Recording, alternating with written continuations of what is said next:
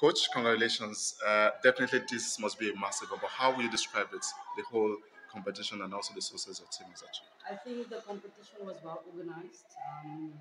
Fantastic fields to train on, quality pitches to play on, and the people were very welcoming. I mean, when we played at our stadium, we were in Rabat. We had a lot of fans, not even South Africans.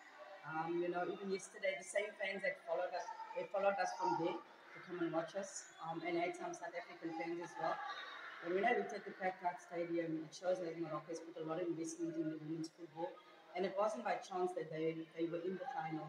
But for me, it's the debutants that stood out, the teams that have come back after a long time that have stood out, because surely it shows that women's football on the continent is growing. We're just excited that we finally got that monkey off our back, getting the gold medal. And the players really wanted it badly from the first game until the last game. The crowd was not going to deter them. They were adamant that they were not scared of the crowd. We had a similar situation in Equatorial Guinea in 2015 when we went to qualify for Olympics. When we came out, it was a sea of red. And Jermaine scored the winner that day to take us to the Olympics, so they were ready for every eventuality. Yeah, the journey started for you in 2016. How would you describe the journey, and how much of support do you think you get from the head to be patient for you to be with this team for 6 years before winning? Look, I was first an interim coach for about a year and a half, and then in 2018, the beginning of 2018, I became the head coach. I renewed my contract in 2020, and because I felt I had not finished the job, I felt I had still something to offer, especially when we went to the World Cup and we played Spain and had a magnificent 45 minutes, but I don't think the world saw the best of Banyana, so I felt that we had unfinished business. It's important, like, not just to give females an opportunity. Our U17 team is coached by a former captain, Simply Brazil. Our U20 is coached by a former player, Jabulile Boloy. So if I decided then that they were going to have females, and when my CEO is my point of call, you can call him for anything. You can see the president is very visible here as well. So it's not just the appointment, but it's the support as well. It's the support from the technical director, acting technical directors, the support of other coaches that was there. I think I could regularly chat to Coach Mulife when he was the coach of Bafana as well. So it's a support all round, and I think that is really important, because you put someone in there but you don't give it the support, then it won't work. So for that, I'm very grateful. And then, what can I say about our sponsor?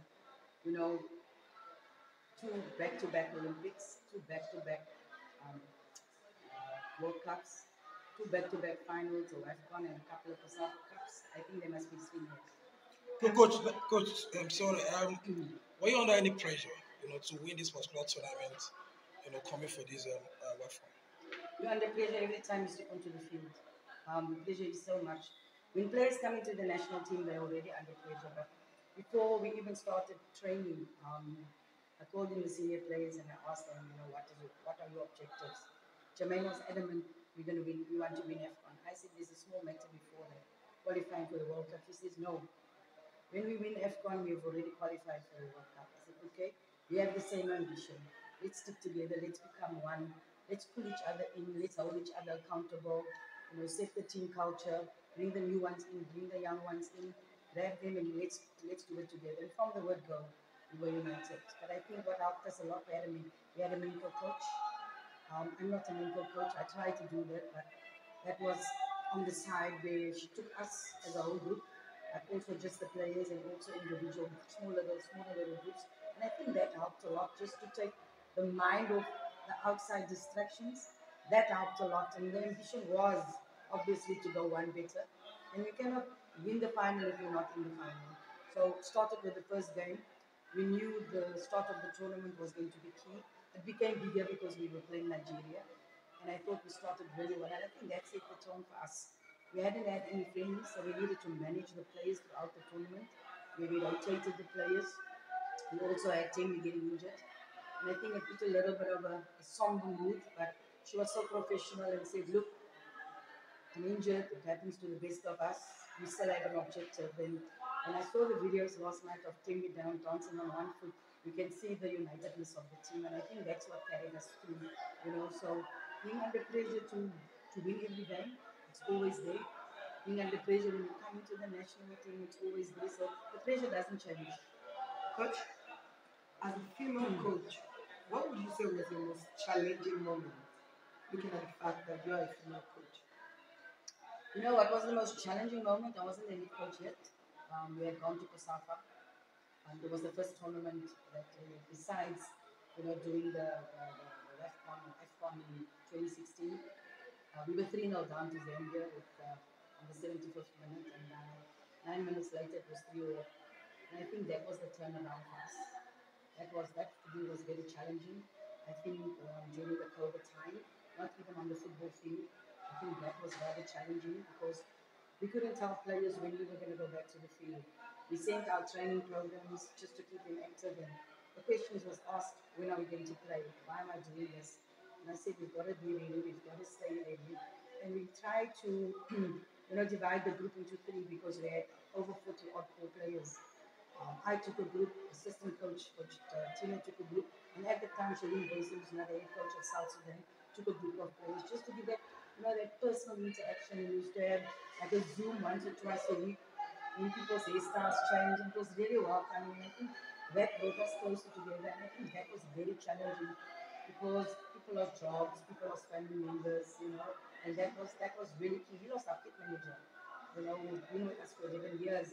So we have a personal story to tell, and I'm sure she's smiling from above and dancing from above, and I'm sure the heavens are telling her to be quiet because she was that type of person. But I think outside of football was the most challenging was during COVID. What is the word you would say to the women out there that wants to become a coach for a national team? You are 3 times coach of the year for the AFCON. What would you say your advice would be to them? Look, know your work, know your value, work on your craft because you're working, you're working with players that understand the game. Make sure that you educate yourself more and make sure that you're ready when that opportunity comes because you're in a male-dominated environment and people always look at you to do the extraordinary instead of just doing the job. But I'm grateful that my peers back home don't look at me like that. I'm grateful that the coaches back home give us a lot of support. I don't know if you've seen the tweets of Coach Pixel, Kevin Hunt, Roger Dessau, all tweeting us, we're all sending us messages, of good luck and best wishes. And in the group, I'm with a lot of coaches of the PSL. So, we get that support from them. So I think that is very important. Surround yourself with experts, like, I'm not a fitness trainer. I know a little bit about football conditioning. I'm not a goalkeeper coach. I know a little bit about that. I'm not a performance analyst. I know a little bit about that. So surround yourself with those experts and let them do their job. And I don't micromanage. I leave the experts to do their job, and it's worked very well for us. Yep. How are you able to manage your senior players, especially your captain, to really feature in this tournament? How are you able to manage that? Look, like I said, we had a meeting, and we said even to them, maybe 1 or 2 or 3 might not make the final squad, and that's the reality, because there are some very good youngsters coming through. There's still a few that we've left at home, 18, 19-year-olds, some writing a trick, so we couldn't bring them with. Gabriela Salgado didn't come either. So we still have some good youngsters, and one of the players actually mentioned, if you get 5 minutes, it will be your best 5 minutes. If you get 1 minute, it will be your best 1 minute. If you don't get, let yourself be the best cheerleader on the bench. And that's what Stingy was saying while she was away. I'm still your biggest cheerleader, even though I'm not there. So we try to do it that way, and it's not a team about where you have the most caps or where you've played so long in the team.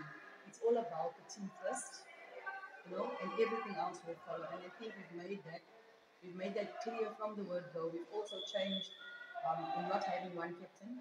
We've got a group of captains. This time we've had 3. Shibulele as captain, Timbi as captain,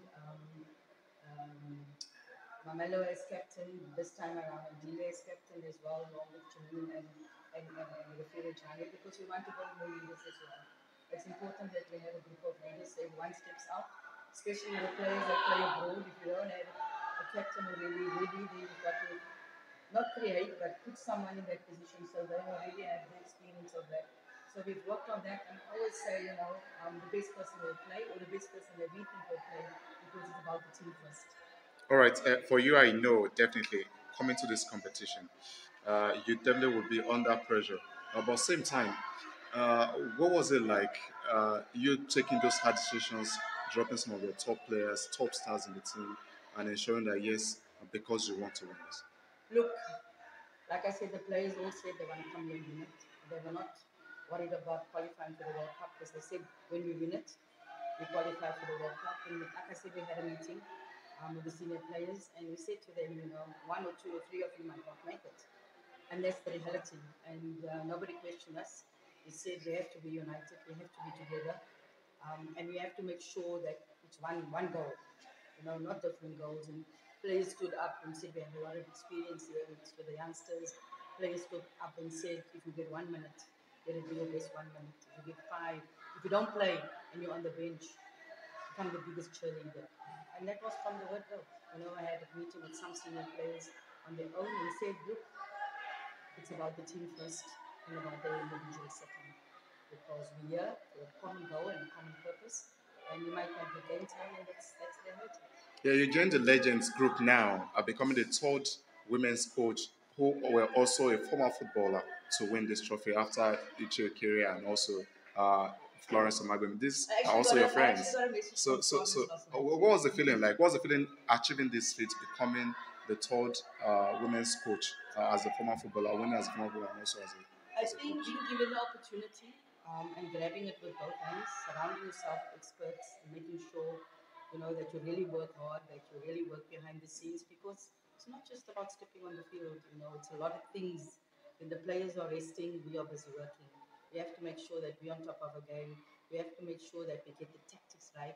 We have to make sure that we get the plan right. We have to make sure that when we make those changes, that they will affect the game like it did in the semi-final and so forth. When we make those changes, and when we change the squad, why we change the squad, and I think that is important. And I think when I look back, Florence, very good friend of mine, we in contact quite often. As I said, she sent me a message last night.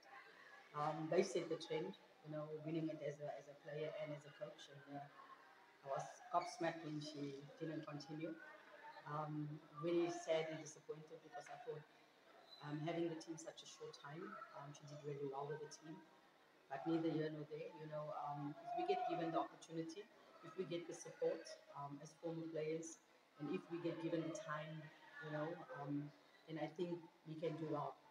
And they've shown it. Florence Uche has shown it as well. They've shown it. And I think FAs need to be more open-minded because there are a lot of female coaches out there. I'm not saying the male coaches are not good enough, but there are a lot of female coaches out there that can also do the job. Just to be given an opportunity and then to support them. Yeah, that's the question for me, please. I want you to describe your night. How was the night as champions? After we killed you.